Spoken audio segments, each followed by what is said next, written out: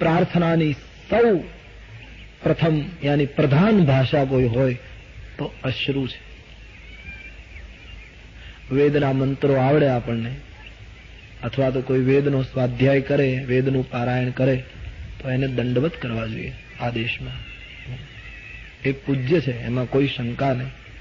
પણ વેદના મંત્રો દ્વારા સ્તુતિ કરીએ પણ નેત્ર ન ભીંજાય તો એ પ્રાર્થના પ્રભુના દરબારમાં પહોંચતી હશે કે કેમ?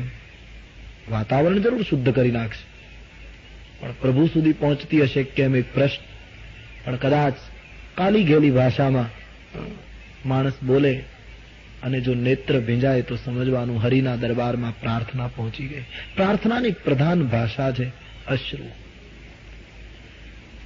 જે લોકોએ સાચી પ્રાર્થના કરી છે બધા રડ્યા છે. उसी की प्रार्थना पहुंच पाई. प्रार्थना એ કઈ શબ્દ તો કેવલ માધ્યમ બનાવવું પડે, કઈક માધ્યમ રાખવું પડે. આખી પ્રાર્થનાની ભાષા તો આંસુ છે. ઈશ્વરની આગળ ગમે તેટલા સુંદર શબ્દો તમે ગણો તો એ તો સકલ કલા ગુણધામ છે. એની આગળ આપણી વિદ્વતા શું કામની? આપણે ત્યાં નથી પેલી વાર્તા કે વિદેશની અંદર એક ચર્ચમાં રવિવારનો દિવસ હતો, પાદરી ઉભા છે અને એક 5 વર્ષનો બાળક પ્રાર્થના કરે. એકાગ્ર થઈ ગયેલો, પ્રાર્થનામાં લીન થઈ ગયેલો છોકરો.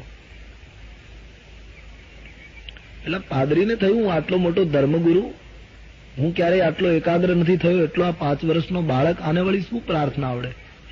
હું તો શાસ્ત્રવેતા છું. પ્રાર્થના પૂરી થઈ એટલે પેલા બાળકનો હાથ પકડી પાદરીએ પૂછ્યું, બેટા તું શું કરે? બોલે પ્રાર્થના કરું. પણ તને શું 5 વર્ષની ઉંમરમાં તને શું પ્રાર્થના આવડે?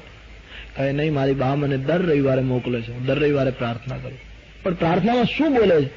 પેલા છોકરાએ કહ્યું, બાબા હું દર રવિવારે પ્રાર્થના કરવા આવું છું તો 3 વાર આખી એબીસીડી બોલું છું. એબીસીડી કા 3 વાર બોલીને પછી ભગવાનને કહું છું કે આમાંથી તારે જેવી પ્રાર્થના બનાવવી હોય તારી મેળાઈ બનાવી લેજો. નથી લાગતું કે એ પ્રાર્થના પેલા પાદરીની પ્રાર્થના કરતા પહેલી પહોંચી જતી હશે? રામ હી કેવલ પ્રેમ પિયારા.